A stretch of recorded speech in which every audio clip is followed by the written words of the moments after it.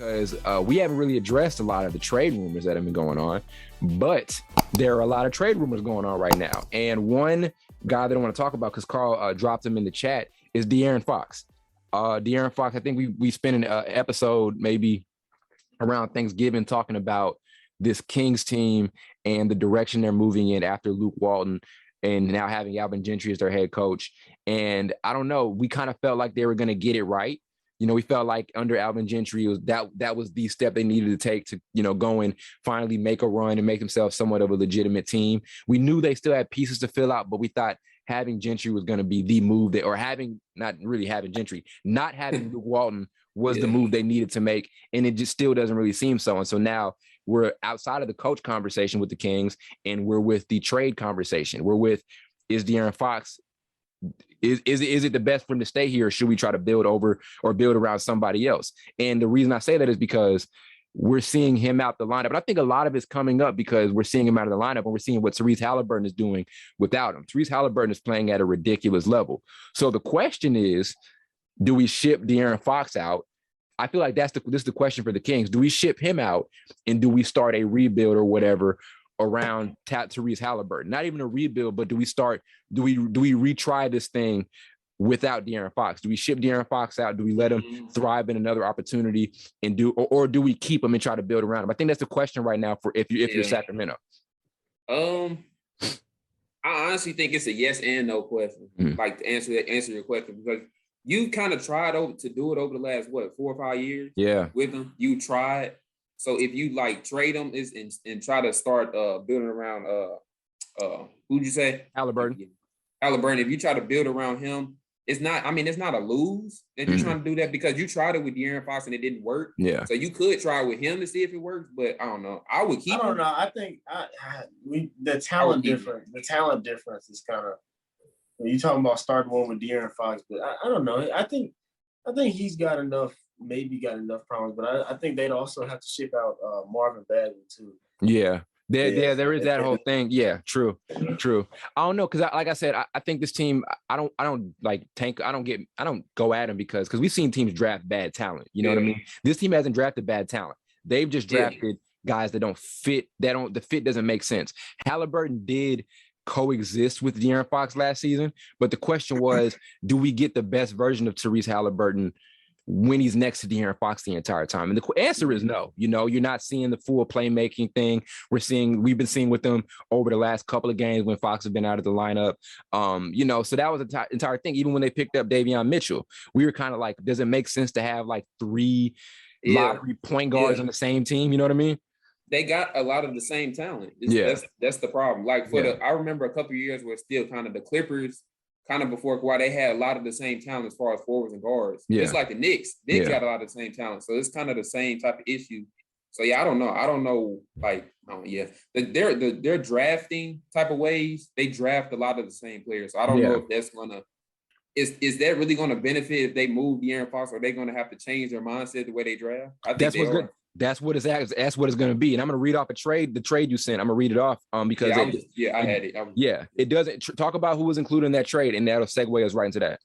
Okay, so the New York Knicks would get obviously De'Aaron Fox, and then the Sacramento Kings would get Obi Toppin, Kemba Walker, Alec Burks, a 2022 first round pick, top 3 protected, a 2023 first round pick from Dallas, and then a 2022 second round pick. That's a whole lot. To your point, I think that works for both parties. For one, I really think a lot of it, because we talk about teams when it comes to trades, we also got to talk about players, right? We've done that before. Obviously, talk about Ben Simmons, but De'Aaron Fox, I feel like is going to end up. He stays here. We don't want a talent like De'Aaron Fox wasted in a rebuild. I think his talent has exceeded what Sacramento is trying to do. You know, he needs to go to a team that's going to be a playoff team. It's just too much talent there. We hate seeing guys get stuck in these situations, you know. So I think you move him out, get him to a better team. For New York, what that trade does for you is it gives you another legit point guard, another legit scoring option. De'Aaron Fox is a straight up lock for he's a lock for like over 20 points a game, you know. And so we talk about this team not really having this Knicks team not really having playmaking, not really having a great consistent offensive option outside of Julius Randle, especially now that Derrick Rose is going to be out for a good amount of time. That trade makes a lot of sense. Yeah, that trade makes a lot of sense. And it gives you a better direction at who your franchise player is going to be. I love Julius Randle, but is he your franchise player? You know what I mean? I feel like Kemba gives you a better sense of direction that New York is trying to get trying to make, or I feel like De'Aaron is a guy, they're like, okay, this is going to be our franchise guy. And this is what this team revolves around. This is what we're going to try to pair guys around if we try to make more moves in the future.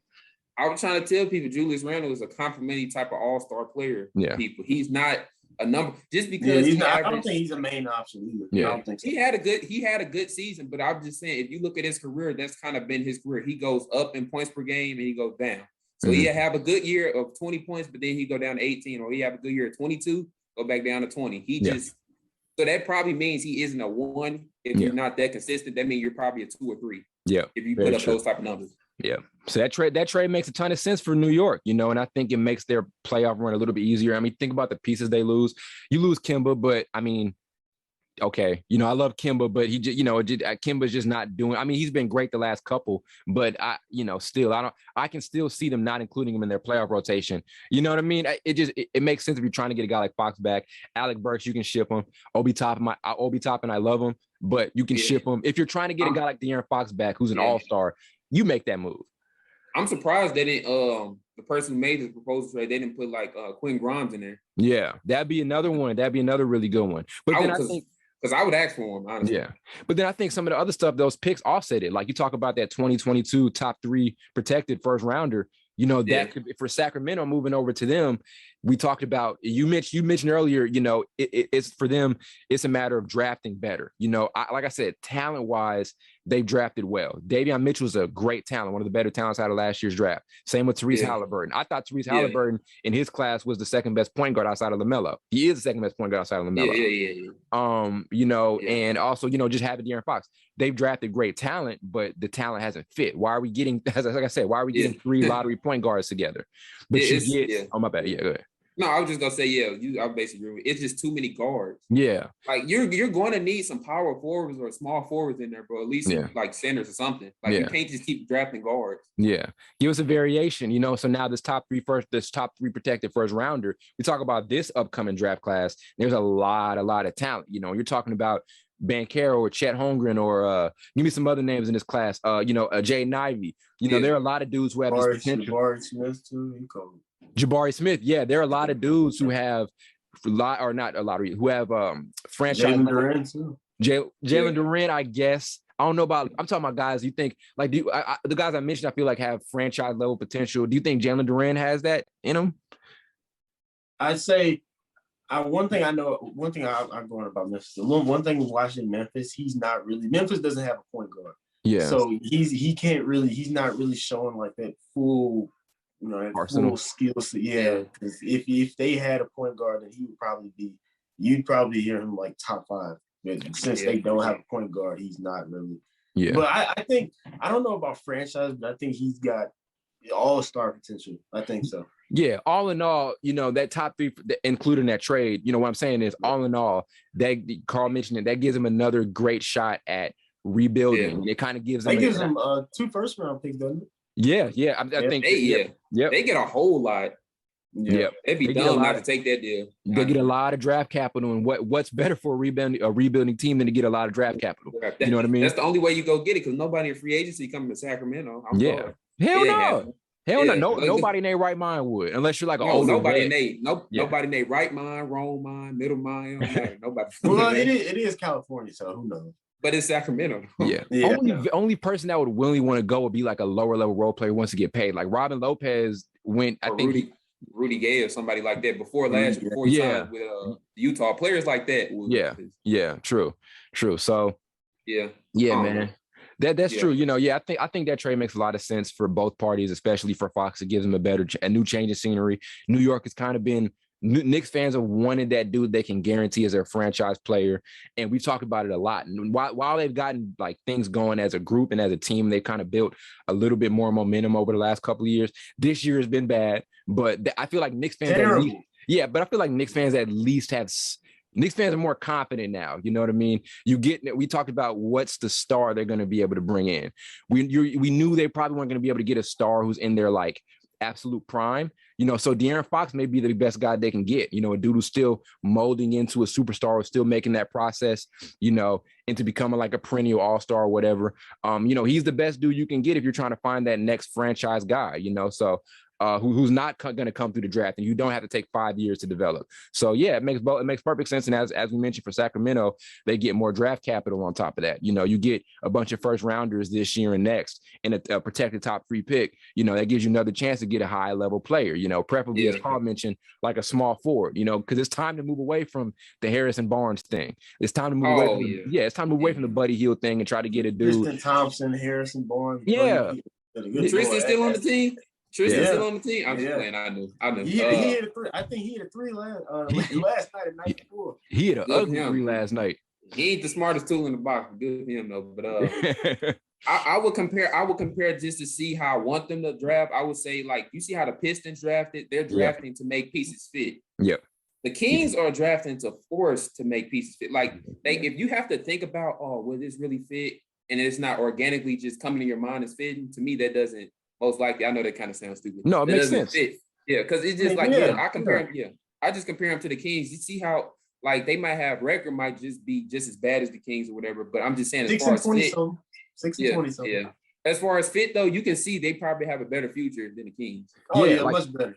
Why would I pick one of the best playmakers in it? I'm referencing Tyrese Haliburton. Why would I pick one of the best playmakers in his class and then ask him to be a combo guard? You know what I mean? Why would I draft him for that? That makes no sense. That now, when you're all these past couple of years, you've gotten all these first round picks. You got to look at the management now.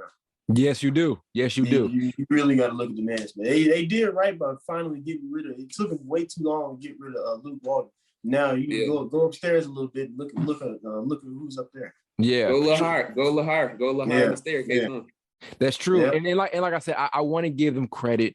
I do think talent-wise, they've done a great job. I love the talent. Yeah. I still think Marvin Bagley's got a ton of upside. I love Davion Mitchell. I love Haliburton. I love all those guys. But as you said, it's about fit, and they haven't made their rebuild make sense. Like I said, when they picked Mitchell, I remember our first episode was a draft episode, and we were like, it would make no sense for Sacramento to pick Mitchell. Yeah. So we wrote him off for a little later, maybe a little earlier in the draft. Some of us had him top 5 or whatever, but they go get him, and we're like, what? Why would you go and do that? You know what I mean? So yeah, they haven't done a great job. Like Carl, you mentioned, when you're rebuilding, you got to keep fit in mind. The Pistons, as they've not been a good team, they know. I feel like they have a better sense of direction because there's fit. We know Cade is going to be like our future all-star, our future, perennial all-star or whatever. We know Sadiq Bey is going to be our 3-and-D guy who could potentially become like a legit scoring threat out of the small forward position. Hopefully we know Isaiah Stewart is going to be our versatile stretch 5 or whatever, who can hustle, get rebounds, and knock down threes. So they have a better sense of direction. Right now, Sacramento is just a bunch of stuff there,